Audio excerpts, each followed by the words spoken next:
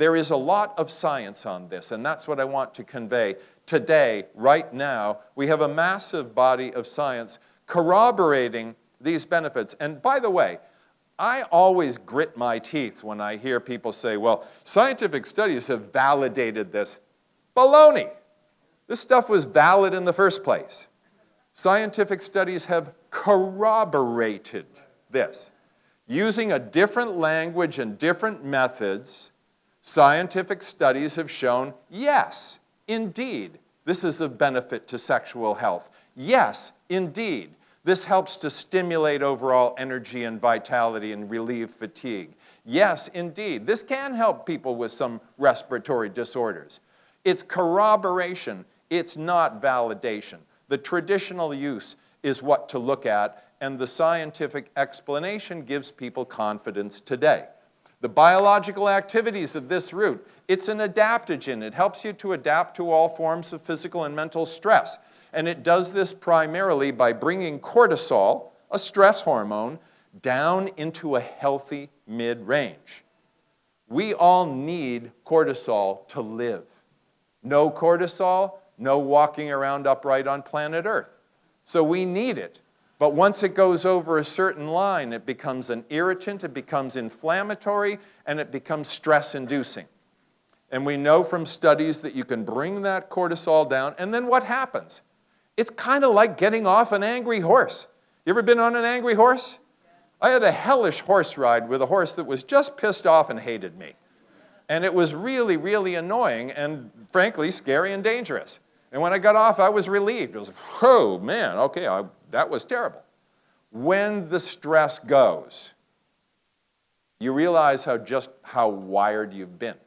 And you don't lose any energy. In fact, you liberate energy, and I'll get to that. It's profoundly anti-inflammatory. Why do we care about that? Because every chronic degenerative disorder you can name, whether it's cavities or diabetes, involves inflammation. Inflammation, is part and parcel of joint discomfort. It's part and parcel of cardiovascular disease. It's part and parcel of neurodegenerative disorders. It's part and parcel of virtually every chronic disease you can name. If you can control inflammation, and fortunately we have many anti-inflammatory herbs, probably the greatest of all being turmeric root containing curcumin, we can control this extreme risk factor. It's antioxidant. Every plant is antioxidant. That's the big news. You just want plain old antioxidants? Drink beer and eat apples. You got it.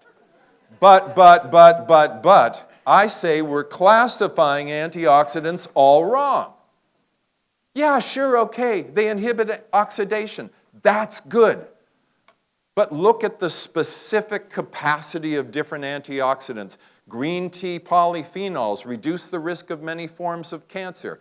Antioxidant compounds in chocolate, we know, reduce the risk of cardiovascular disease, specifically heart attack, stroke, high blood pressure. We know this to be so from human studies. We know that lutein, for example, is especially good for the eyes. We know that lycopene is good for the prostate. So really, instead of looking at the 20 or so thousand compounds that we know as antioxidants and going, antioxidant, let's think about them in terms of other, even more viable biological functions, like saving your life by reducing the risk of colorectal cancer, for example, in the case of the chlorogenic acids in coffee. That's a killer. Anxiolytic, helps to relieve anxiety, improves relaxation and sleep. The botanical name is Withania somnifera. Somnifera means tend towards sleep. This will not make you sleepy. This will not make you tired. This will not make you groggy. But when you lie down to go to sleep, which is a basic, essential human function that every single one of us should be able to do with no effort at all, you go to sleep. And you get a deep, restful sleep, and you wake up refreshed. How cool is that? Everybody here get a great night's sleep every night? No. No, we have a pressing need for good sleep. This can help. Improves relaxation, improves reproductive health. Studies on reproductive health and on sexual function specifically are very, very fine. This is an equal opportunity hornifier for men and women.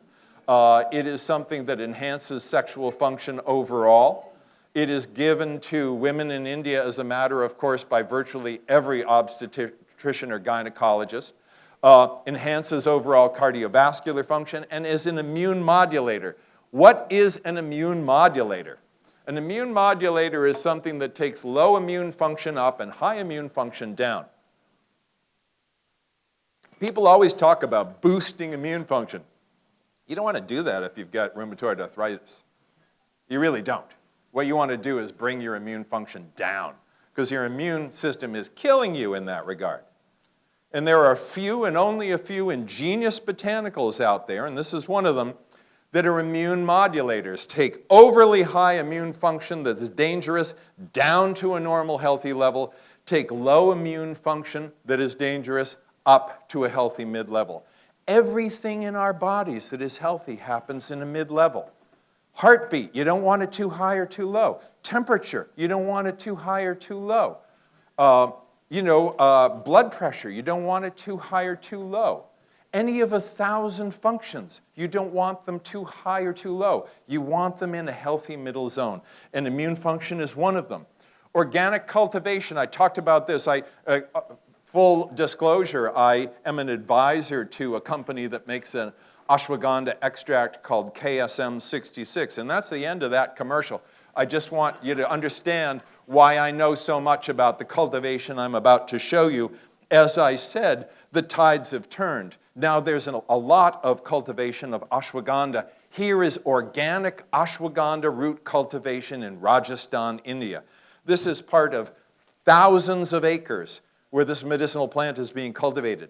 Tremendous. And you have, it's all handwork. It's all people out there, pulling this root by hand. Organic agriculture, I mean, I shouldn't even have to say it, but it's good for you, it's good for the soil, it's good for the water, it's good for the air, it's good for farm workers. Nobody except the chemical companies loses out when it comes to organic agriculture. And by building healthy soil, you also wind up with a greater concentration of nutrients and protective factors in anything you grow. And that is highly valuable. If you've ever stood in the soil of a large commercial organic farm, and you've seen that all, the soil is rich and loamy, and then you go to, let's say, a conventional cornfield where the soil looks like linoleum, you can just see the difference. Organic agriculture is good in every conceivable respect, and we should be demanding this for our medicinal plants. Nobody in their right mind wants a concentration of toxic chemicals in the herbal health product they take. That's insane. So insist on organic. Push for organic because it can always be done. This just shows the planting cycle and the cultivation cycle of ashwagandha root. Basically, this stuff does not like water, which is kind of weird. I'm going to grow plants of all different kinds, but this doesn't like water. This year's ashwagandha crop, the first planting was actually ruined by heavy rains. Killed all the ashwagandha. Some people replanted. There will be a shortage this year because of those heavy rains. But this plant really doesn't like water. So here in the field, I get to go to the harvesting and of cultivation of all kinds of plants. And I never tire of it, whether it's olive plantations in Morocco or Siberian rhodiola or investigating certain medicinal plants in the forest of Congo or whatever. I'm just constantly fascinated by this. So here is harvesting of ashwagandha. Ashwagandha tells you when it's ready, as most plants do. It's ready when this beautiful green plant turns yellow. It's like going, ready to harvest over here. Yo, dude, harvest me. It's very clear. It's time to harvest. These women who are grown up together in their communities, go out in the fields and they harvest. And I will say this, the wages that people get for harvesting or cultivating botanicals all over the world generally are very low. But the number of women employed in the botanical industry is such that this industry proves to be one of the greatest supporters of women's economic health and their ability to support their families than almost any industry I know. So I'm very, very proud of our industry for at least doing that. And though I want to see the wages go up and the prices go up for every decent herbal product so that more people can get paid more who do the back-breaking labor, it's good that this does provide jobs for women.